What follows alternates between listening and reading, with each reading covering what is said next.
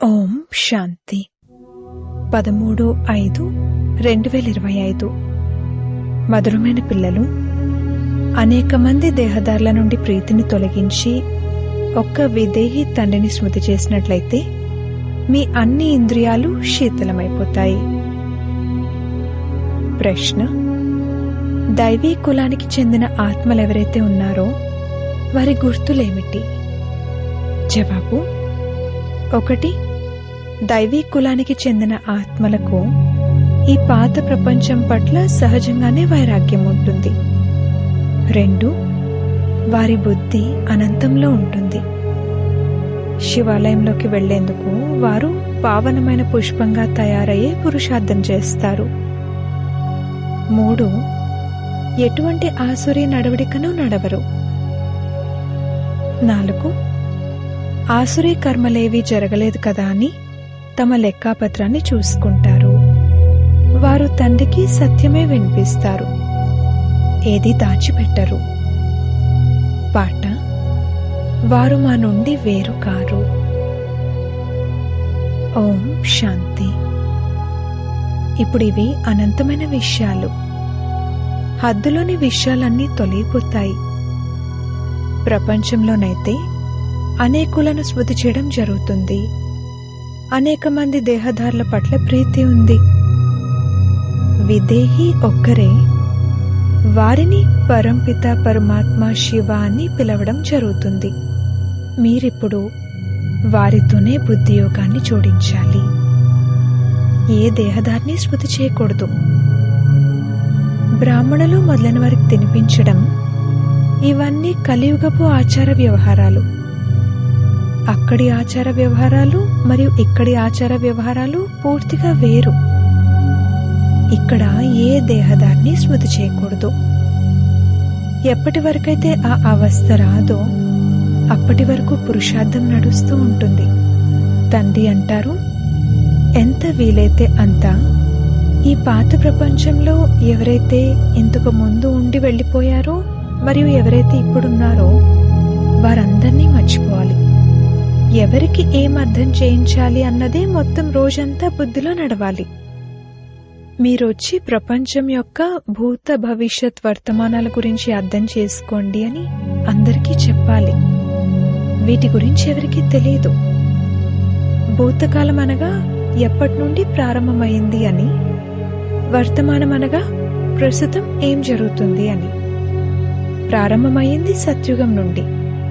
కావున సత్యుగం నుండి మొదలుకొని ఇప్పటి వరకు ఏం జరిగింది మరియు భవిష్యత్తులో ఏం జరగనున్నది, ఇది ప్రపంచానికి ఏమాత్రమూ తెలీదు. ఇది పిల్లలైన మీకు తెలుసు. అందుకే చిత్రాలు మొదలైనవి తయారు చేస్తారు. ఇది చాలా పెద్ద అనంతమైన నాటకం. అసత్యమైన హద్దులోని నాటకాలనైతే ఎన్నో తయారు చేస్తారు.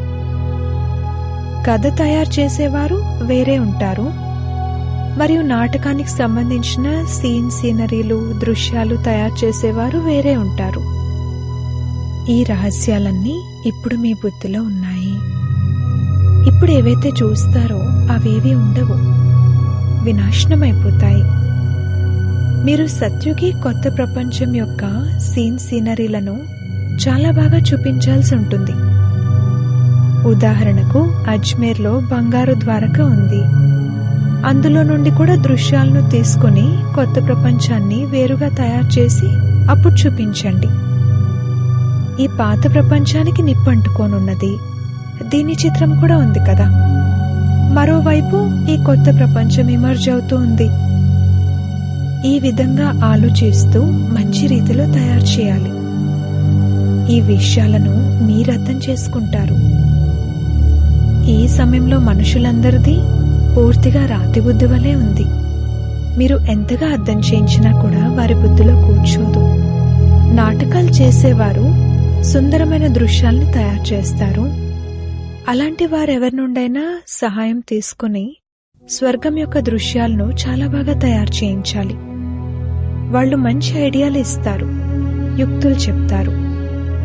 వారికి అర్థం చేయించి ఎంత బాగా తయారు చేయాలంటే మనుషులొచ్చి తప్పకుండా సత్యుగంలో ఒకటే ధర్మం ఉండేది అని అర్థం చేసుకోవాలి. పిల్లలైన మీలో కూడా ధారణ జరిగేవారు నంబర్వారుగా ఉన్నారు. దేహాభిమానం కల బుద్ధిని చీచీ అని అనడం జరుగుతుంది. దేహీ అభిమానులను పుష్పాలు అని అనడం జరుగుతుంది. ఇప్పుడు మీరు పుష్పాలుగా అవుతారు. దేహాభిమానులుగా ఉండడం వలన ముళ్ళుగానే ఉండిపోతారు. పిల్లలైన మీకైతే ఈ పాత ప్రపంచం పట్ల వైరాగ్యం ఉంది. మీది అనంతమైన బుద్ధి, అనంతమైన వైరాగ్యం. మనకు ఈ వేశ్యాలయం పట్ల చాలా ఇష్టం ఉంది. ఇప్పుడు మనం శివాలయానికి వెళ్లేందుకు పుష్పాలుగా తయారవుతున్నాము. అలా తయారవుతూ ఉండగా కూడా ఒకవేళ ఎవరైనా తప్పుడు నడవడిక నడుచుకున్నట్లయితే వీరిలో ఇప్పుడు భూతం ప్రవేశించింది అని అనుకోవడం జరుగుతుంది. ఒకే ఇంట్లో పతి హంస వలె తయారవుతుండగా పత్ని అర్థం చేసుకోకపోతే కష్టమవుతుంది. సహనం చేయవలసి ఉంటుంది. వీరి భాగ్యంలో లేదు అని అర్థం చేసుకోవడం జరుగుతుంది. అందరూ దైవీ కులానికి చెందినవారిగా అవ్వరు. ఎవరైతే తయారయ్యేది ఉంటుందో వారే తయారవుతారు. ఈ ఆసురీ గుణాలున్నాయి అని చాలా మంది గురించి తప్పుడు నడవడికకు సంబంధించిన రిపోర్ట్లు వస్తాయి. అందుకే బాబా రోజు అర్థం చేయిస్తారు, ఈ రోజు నేను ఎటువంటి ఆసురీ కర్మలు చేయలేదు కదా అని మీ లెక్కపత్రాన్ని చూసుకోండి. బాబా అంటారు, మొత్తం జీవితకాలంలో ఏవైతే తప్పులు చేశారో అవి చెప్పండి. ఏదైనా కఠినమైన పొరపాటు చేసినట్లయితే దాని గురించి సర్జన్కు చెప్పడానికి సిగ్గుగా అనిపిస్తుంది. ఎందుకంటే పరువు పోతుంది కదా. ఆ విషయం చెప్పకపోతే మరి నష్టం కలుగుతుంది. మాయ ఎలా చెంపదెబ్బ వేస్తుందంటే ఇక పూర్తిగా సర్వనాశనం చేసేస్తుంది. మాయ చాలా శక్తివంతమైనది. పంచవికారాలపై విజయం పొందలేకపోతే ఇక తండ్రి కూడా ఏం చేస్తారు? తండ్రి అంటారు, నేను దయార్థ హృదయుణ్ణి కూడా, అలాగే కాలుడికి కాలుణ్ణి కూడా. పతిత పావన, మీరొచ్చి పావనంగా తయారు చేయండి అని నన్ను పిలుస్తారు కూడా. ఈ రెండు నా పేర్లే కదా. నేను దయార్థ హృదయునిగా మరియు కాలుడికే కాలుడిగా ఎలా ఉన్నాను, ఆ పాత్రను ఇప్పుడు అభినయిస్తున్నాను. నేను ముళ్లను పుష్పాలుగా తయారు చేస్తాను. కావున మీ బుద్ధిలో ఆ సంతోషం ఉంది. అమరనాథుడైన తండ్రి అంటారు, మీరందరూ పార్వతులు. ఇప్పుడు మీరు నన్నొక్కరినే స్మృతి చేసినట్లయితే మీరు అమరపురిలోకి వెళ్ళిపోతారు. అంతేకాక మీ పాపాలు నాశనమైపోతాయి. ఆ యాత్రలు చేయడం ద్వారా మీ పాపాలు నాశనం అవ్వవు. అవి భక్తి మార్గానికి సంబంధించిన యాత్రలు. ఇక్కడ ఖర్చులు ఎలా చూసుకుంటారు అని పిల్లల్ని ఈ ప్రశ్న కూడా అడుగుతూ ఉంటారు. కానీ పిల్లలెవరూ మేము ఈ విధంగా సమాధానం ఇచ్చాము అని బాబాకు సమాచారం ఇవ్వరు. ఇంతమంది పిల్లలందరూ బ్రహ్మకు సంతానమైన బ్రాహ్మణులు కావున మనమే మన ఖర్చులు చూసుకుంటాం కదా. రాజ్యాన్ని కూడా శ్రీమతం ఆధారంగా మనమే మన కొరకు స్థాపన చేసుకుంటున్నాము. రాజ్యం కూడా మనమే చేస్తాము. రాజయోగాన్ని మనం నేర్చుకుంటున్నాం కావున ఖర్చులు కూడా మనమే చూసుకుంటాము. శివ్ బాబా అయితే అవినాశి జ్ఞానరత్నాలను దానం ఇస్తారు. వాటి ద్వారా మనం రాజులకే రాజులుగా అవుతాము. ఏ పిల్లలైతే చదువుకుంటారో వారే ఖర్చులు చూసుకుంటారు కదా. కావున వారికి ఇలా అర్థం చేయించాలి, మేమే మా ఖర్చులు చూసుకుంటాము. మేము ఎవరిని యాచించము లేక విరాళాలు తీసుకోము. కాకపోతే పిల్లలు ఈ విధంగా ప్రశ్నిస్తున్నారు అన్నంతవరకు మాత్రమే రాస్తారు. అందుకే బాబా అన్నారు, ఎవరెవరైతే రోజంతట్లో సేవ చేస్తారో వారు సాయంత్రం లెక్కాపత్రం తెలియజేయాలి. అంతా మళ్ళీ ఒకసారి చూసి ఫాలో అప్ చేయాలి. రావడమైతే ఎంతో మంది వస్తారు. వారంతా ప్రజలుగా అవుతారు. ఉన్నత పదవిని పొందేవారు చాలా తక్కువ మంది ఉంటారు. రాజులు కొద్దిమందే ఉంటారు. షావుకార్లుగా కూడా కొద్దిమందే అవుతారు. కానీ పేదవారు చాలా మంది ఉంటారు. ఇక్కడ కూడా అలాగే ఉంటుంది, దైవీ ప్రపంచంలో కూడా అలాగే ఉంటుంది. రాజ్యం స్థాపన అవుతుంది, అందులో నంబర్ వారుగా అందరూ కావాలి. తండ్రి వచ్చి రాజయోగాన్ని నేర్పించి ఆది సనాతన దైవీ రాజధానిని స్థాపన చేయిస్తారు. దైవీ ధర్మం యొక్క రాజధాని ఒకప్పుడు ఉండేది, ఇప్పుడు లేదు. తండ్రి అంటారు, నేనది మళ్లీ స్థాపన చేస్తాను. ఎవరికైనా అర్థం చేయించేందుకు చిత్రాలు కూడా అటువంటివే కావాలి. బాబా మురళిని వింటారు, దాని అనుసారంగా చిత్రాలు తయారు చేస్తారు.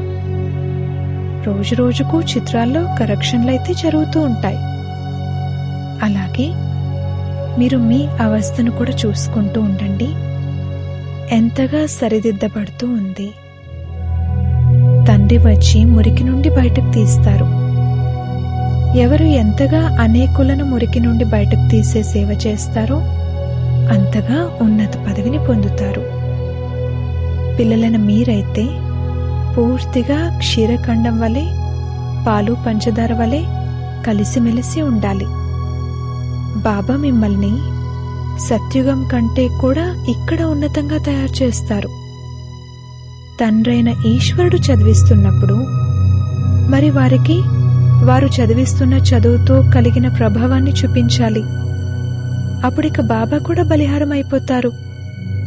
ఇప్పుడిక నేను భారత్ను స్వర్గంగా తయారు చేసే వ్యాపారమే చేస్తాను అని మనసులో రావాలి.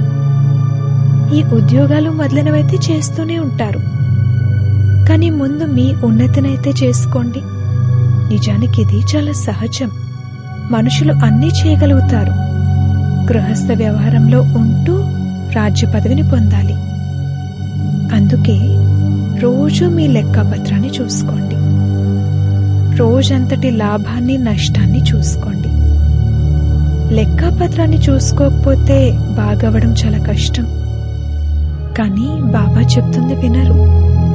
ప్రతిరోజు చూసుకోవాలి. నేనెవరికీ దుఃఖం ఇవ్వలేదు కదా. పదవి చాలా ఉన్నతమైనది, అపారమైన సంపాదన ఉంది, లేదంటే తర్వాత ఏడవాల్సి ఉంటుంది. రేస్లు జరుగుతూ ఉంటాయి కదా. కొందరు లక్షల రూపాయలు సంపాదించుకుంటారు, కొందరు బికార్లుగానే మిగిలిపోతారు. ఇప్పుడు మీది ఈశ్వరీయ రేస్. ఇందులో స్థూలంగా పరిగెత్తవలసిందేమీ లేదు. కేవలం బుద్ధి ద్వారా ప్రియమైన తండ్రిని స్మృతి చేయాలి. ఏదైనా తప్పు జరిగితే, బాబా మా ద్వారా ఈ తప్పు జరిగింది, కర్మేంద్రియాల ద్వారా ఈ తప్పు చేశాము అని బాబాకు వెంటనే వినిపించాలి. బాబా అంటారు, రైట్ రాంగ్లు, తప్పొప్పులు ఆలోచించే బుద్ధి అయితే లభించింది కావున ఇప్పుడిక తప్పుడు పనులు చేయకూడదు. తప్పుడు పని చేశారంటే, బాబా తప్పు చేశాము, క్షమించండి అని పశ్చాత్తాపడాలి. ఎందుకంటే బాబా ఇప్పుడు వినడం కోసం ఇక్కడ కూర్చున్నారు.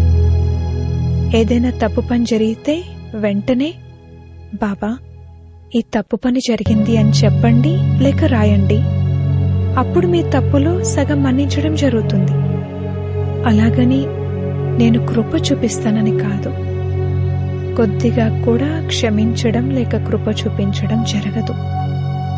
అందరూ తమను తాము తీర్చిదిద్దుకోవాలి. తండ్రి స్మృతి ద్వారా వికర్మలు వినాశనం అవుతాయి.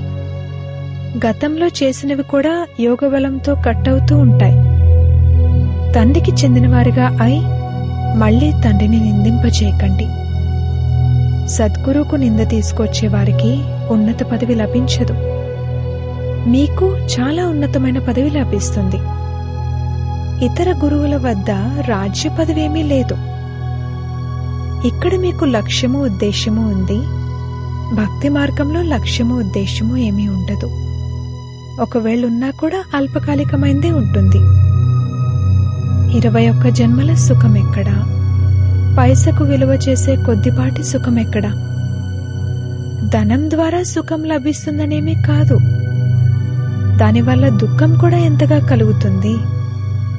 అచ్చా, ఒకవేళ ఎవరైనా హాస్పిటల్ నిర్మిస్తే మరుసటి జన్మలో రోగాలు తక్కువగా ఉంటాయి. అంతేకాని దానివల్ల చదువు ఎక్కువ వస్తుందనో ధనం ఎక్కువ లభిస్తుందనో కాదు. దానికోసమైతే మిగిలినవన్నీ చేయాలి. ఎవరైనా ధర్మశాల నిర్మిస్తే మరుసటి జన్మలో మహల్ లభిస్తుంది. అంతేకాని వారు ఆరోగ్యంగా ఉంటారనేమీ కాదు. అలా కాదు. తండ్రి ఎన్ని విషయాలను అర్థం చేయిస్తున్నారు. కొందరు బాగా అర్థం చేసుకుని ఇతరులకు అర్థం చేయిస్తారు. కొందరు అసలు అర్థమే చేసుకోరు. ప్రతిరోజు లెక్కాపత్రం చూసుకోండి. ఈరోజు ఏ పాపం చేశాను, ఈరోజు ఏ విషయంలో ఫెయిల్ అయ్యాను. అప్పుడు బాబా ఇటువంటి పనులు చేయకూడదు అని సలహా ఇస్తారు. మనం ఇప్పుడు స్వర్గంలోకి వెళ్తామని మనకు తెలుసు. కానీ పిల్లలకు సంతోషం యొక్క పాదరసం పైకెక్కడం లేదు. బాబాకెంత సంతోషం ఉంది. నేను వృద్ధునిగా ఉన్నాను, ఈ శరీరాన్ని వదిలి నేను యువరాజుగా అవ్వబోతున్నాను అని. మీరు కూడా చదువుకుంటున్నారు కావున సంతోషం యొక్క పాదరసం పైకెక్కాలి. కానీ తండ్రిని స్మృతే చేయడం లేదు. తండ్రి ఎంత సహజంగా అర్థం చేయిస్తున్నారు. అక్కడ ఇంగ్లీష్ మొదలైనవి చదవాలంటే ఎంత కష్టపడాల్సి వస్తుంది. అందులో చాలా కష్టం ఉంటుంది.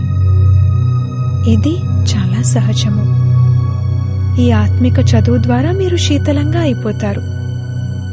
ఇందులో కేవలం తండ్రిని స్మృతి చేస్తూ ఉన్నట్లయితే మీ ఇంద్రియాలన్నీ పూర్తిగా శీతలమైపోతాయి. శరీరం అనేది మీకుంది కదా. శివబాబాకైతే తనదంటూ శరీరం లేదు. ఇంద్రియాలు శ్రీకృష్ణునికి ఉన్నాయి. అతని ఇంద్రియాలైతే శీతలంగానే ఉంటాయి. అందుకే అతని పేరు పెట్టేశారు. మరిప్పుడు అతని సాంగత్యం ఎలా చేయాలి? అతను సత్యుగంలోనే ఉంటారు. అతని ఇంద్రియాలను కూడా అంత శీతలంగా ఎవరు తయారు చేశారు? ఇది మీరిప్పుడు అర్థం చేసుకున్నారు. కావున ఇప్పుడు పిల్లలైన మీరు కూడా ఇంతగా ధారణ చేయాలి. ఏ మాత్రమూ గొడవ పడకూడదు, కొట్లాడకూడదు. సత్యమే మాట్లాడాలి. అబద్ధాలు మాట్లాడితే సర్వనాశనమైపోతుంది. పిల్లలైన మీకు తండ్రి ఆల్రౌండ్ అన్ని విషయాలను అర్థం చేయిస్తారు. చిత్రాలు కూడా మంచి మంచివి తయారు చేసినట్లయితే అవి అందరి వద్దకు వెళ్తాయి. మంచివేవైనా చూస్తే అందరూ వెళ్ళి చూద్దాం పదండి అని అంటారు. అక్కడ అర్థం చేయించేవారు కూడా తెలివైన వారిగా ఉండాలి. సేవ చేయడం కూడా నేర్చుకోవాలి. తమ సమానంగా తయారు చేసే మంచి బ్రాహ్మణీలు కూడా కావాలి. ఏ బ్రాహ్మణి అయితే తన సమానంగా మేనేజర్గా తయారు చేస్తుందో ఆమెను మంచి బ్రాహ్మణి అని అంటారు. ఆమె పదవి కూడా ఉన్నతమైనది పొందుతారు. బేబీ బుద్ధి అనగా చిన్నపిల్లల వంటి బుద్ధి కూడా ఉండకూడదు. లేదంటే ఎత్తుకుపోతారు. రావణ సాంప్రదాయం కదా. ఎటువంటి బ్రాహ్మణిని తయారు చేయండి అంటే ఆమె తర్వాత సెంటర్ను సంభాళించగలగాలి. అచ్చా, మధురాతి మధురమైన సిక్కిలదే పిల్లలకు మాతా పిత బాప్దాదాల ప్రియ స్మృతులు మరియు గుడ్ మార్నింగ్. ఆత్మిక పిల్లలకు ఆత్మిక తండ్రి నమస్తే. ధారణ కొరకు ముఖ్య సారము.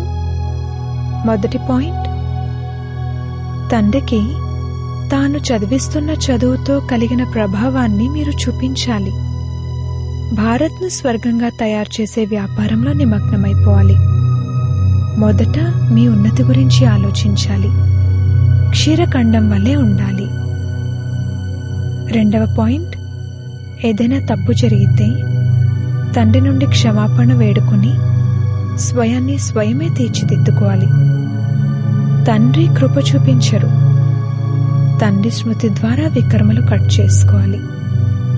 తండ్రిని నిందింపజేసే పనులేవి చేయకూడదు. వరదానము.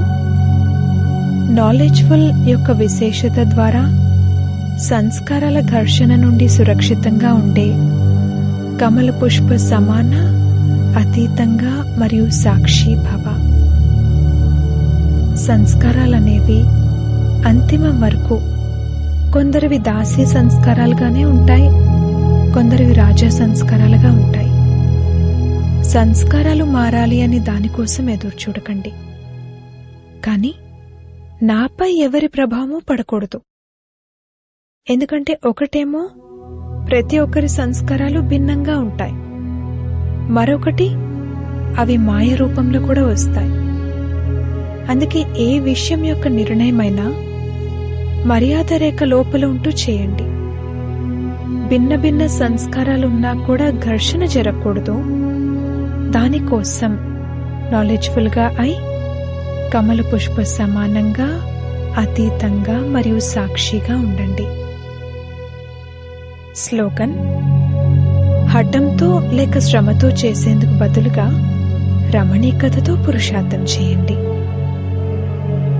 అవ్యక్త సూచనలు: ఆత్మిక రాయల్టీని మరియు పవిత్రత యొక్క పర్సనాలిటీని ధారణ చేయండి. పవిత్రత సుఖశాంతుల జనని.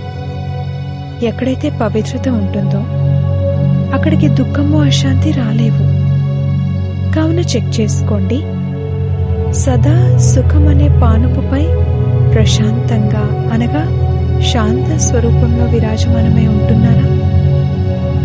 లోపల ఎందుకు, ఏమిటి మరియు ఎలా అనే అలజడి ఉంటుందా? లేక ఈ అలజడికి దూరంగా సుఖ స్వరూప స్థితి ఉంటుందా? అచ్చా. ఓం శాంతి.